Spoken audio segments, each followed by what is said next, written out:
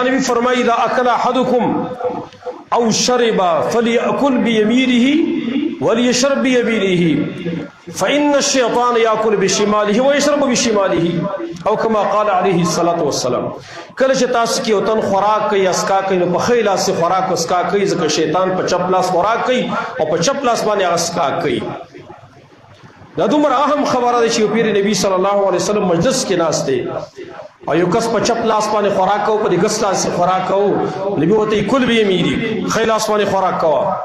اور ته لاس ستیو ما منه الى الكبر وإذا طاقت لرم ويصرف تکبر منه کو چې ماته څنګه چې په ښي لاس باندې خوراک کوي لکه دا تکبر من کې مشتري کچاته چارجی په ښي لاس خوراک کوي مړه دا معمولی خبرې دي الکه معمولی خبره ده پیغمبر خبره نه ده